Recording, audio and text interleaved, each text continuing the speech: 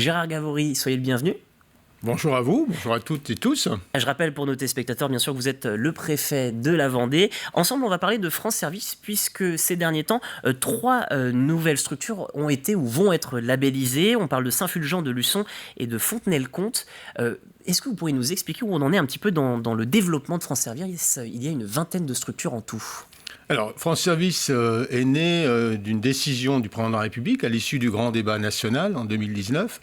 L'idée est de permettre à chaque Français d'avoir accès à une palette de services publics à moins de 30 minutes de son domicile.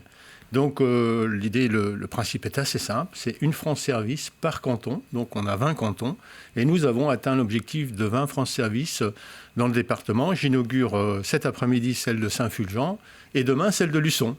On les voit d'ailleurs sur notre petite carte, puisque ça permet de mailler vraiment tout le territoire. Est-ce qu'on pourrait s'attendre à ce que d'autres viennent aussi en support, en soutien, ou est-ce qu'on va s'arrêter là à 20 pour avoir nos 20 cantons ? Alors, l'objectif national a été atteint, on est à 2348, je crois exactement. Le gouvernement a annoncé la semaine dernière, dans le cadre du Congrès des maires, que nous passerons à 2750 au plan national. Donc, il y a encore de la place pour 2 à 3 France Service dans le département. Nous travaillons sur quelques projets, notamment du côté de Montaigu, sans dévoiler trop les secrets. Et donc, il n'y a pas de secret d'ailleurs. Et l'idée est de répondre à une volonté des élus ou des acteurs locaux de pouvoir créer ce service qui a montré toute sa pertinence et son efficacité. Alors justement, ces services, on va y revenir, puisque souvent, on se retrouve avec des téléspectateurs qui sont encore un petit peu dubitatifs ou interrogatifs sur la manière dont fonctionne France Service. Qu'est-ce qu'on peut y retrouver ? Il y a de nombreux services publics, on pense à la Poste, mais aussi Pôle emploi. Mais il y a d'autres choses, notamment pour les finances publiques. Enfin, l'objectif, c'est de trouver un soutien, notamment sur le numérique, dans de nombreux secteurs. C'est bien cela ? Tout à fait. Alors, c'est une démarche labellisée. J'insiste beaucoup sur ce mot, parce que ça donne du crédit et du sérieux à la démarche. C'est-à-dire que d'abord, il y a des prérequis. Il faut 2 agents qui sont formés, des agents polyvalents. Moi, j'emploie l'expression des couteaux suisses, qui sont recrutés par la structure qui porte cette France Service, qui peut être une collectivité, une commune, un établissement, une communauté de communes, une association, la MSA notamment, la Poste aussi.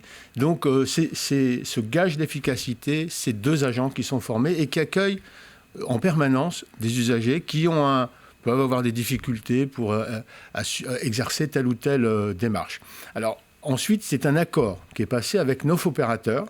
Donc, je ne vais pas tous les citer, mais c'est la CPM, l'assurance maladie, la CAF, la CARSAT, la MSA, donc, qui s'engagent à mettre à disposition des moyens pour pouvoir accueillir les demandes des usagers. Donc, ça peut être un contact direct ou ça peut être une mise en relation par visioconférence. Et donc, l'objectif aussi, c'est d'avoir dans ces espaces France Service un espace de confidentialité. Et aussi, pour ceux qui le veulent, mais la plupart l'ont souhaité, c'est d'avoir un conseiller numérique. Donc, le conseiller numérique est une personne qui est formée et qui aide les usagers qui peuvent avoir des difficultés, et c'est vrai que qu'on soit jeune ou pas, on peut avoir des difficultés pour accéder à des démarches qui sont de plus en plus numérisées, donc qui les guident dans leur parcours. Et c'est la clé du succès. La clé du succès, c'est 2 agents, une volonté de porter ce projet, et puis aussi un engagement de tous les services pour pouvoir offrir les services. Alors il y a une autre question qui me paraissait importante, c'est aussi de rappeler que il y a des acteurs qui gravitent autour de ces France Service. Je pense à la mutualité sociale agricole, qui par exemple est chargée donc de plusieurs France Service, notamment Chantonnay, l'un de Fontenay-le-Comte et aussi à Beauvoir-sur-Mer. C'est-à-dire que concrètement, on a des acteurs qui peuvent être chargés de cette mission de service public, on peut le dire. Oui, alors comme je dis, la formule est tout à fait variable. C'est-à-dire que ça peut être une commune, un établissement public, ça peut être une association. Celle de Saint-Fulgent, c'est FAS. FAS a déjà ouvert une France Service ici à La Roche-sur-Yon. Et c'est la MSA qui s'est engagée donc à créer à la fois en Loire-Atlantique et ici en Vendée 3 maisons, 3 espaces France Service. Donc ça veut dire qu'elle porte le projet et donc elle assume avec la collectivité, parce qu'ici à La Roche-sur-Yon, c'est quand même la commune qui héberge ce France Service. Donc c'est une formule qui est un peu à la carte, comme la Poste. La Poste a transformé un certain nombre de ces maisons, des maisons de service au public, qui était la première version, en espace France Service. Donc, ça répond, c'est une volonté des acteurs, et c'est la raison pour laquelle ça marche. C'est-à-dire que, moi, j'y dis souvent, chaque France Service, à part ce socle commun, est différente. C'est-à-dire qu'on peut y mettre un bouquet de services complémentaires. Vous avez aussi, dans certains espaces France Service, il y a des services qui sont réservés aux plus jeunes, par exemple. Il y a la Banque de France qui va donc également s'installer, donc assurer des permanences dans certaines France Service. Et puis, il y a les finances publiques. J'insiste beaucoup sur les finances publiques parce que c'est quelque chose qui a été fort apprécié au moment de la campagne, la déclaration des impôts. De revenus, pardon. Et donc, il y a un accompagnement, il y a des permanences qui sont tenues dans chaque France Service. Et c'est un nouveau service qui est offert, là, aux assujettis, donc, et qui a très bien fonctionné. Vous me pardonnerez cette question, mais est-ce que vous n'avez pas eu peur, vous, en votre qualité de préfet, quand même, de rompre avec l'égalité sur tous les territoires? Puisque vous le dites vous-même, on a parfois des offres qui sont un poil différentes en fonction des sites. Le socle est le même. Le socle, c'est un socle minimal. Donc, il y a un engagement, encore une fois, de 9 opérateurs. Donc, ces services sont garantis partout. Et ensuite, en fonction de la volonté exprimée ici et là, en fonction des besoins, notamment, je pense à la Châtaigneraie, où là, nous avons une France Service qui, là, regroupe 35 services. Oui, excusez-moi, je me permets de vous interrompre. On en a 9 de base qui sont les mêmes partout, donc l'égalité. Et puis après, en fonction des besoins du territoire. Absolument, en fonction des besoins du territoire. Et je salue la démarche qui a été suivie à la Châtaigneraie parce qu'il s'agit d'offrir des services pour l'insertion par l'emploi, l'insertion par l'activité économique. Il y a un bouquet spécial emploi qui est réservé à la Châtaigneraie parce que les élus l'ont voulu ainsi. Est-ce qu'il y a d'autres services que vous voudriez mettre en avant ce matin pour nos téléspectateurs, pour les Vendéens qui peuvent nous regarder? Alors moi, j'insiste beaucoup sur les finances publiques. Il y a aussi des services pour pouvoir, notamment parce que c'est pas toujours simple de demander une carte grise, notamment. Donc, c'est une démarche numérisée. Ça fonctionne très, très bien.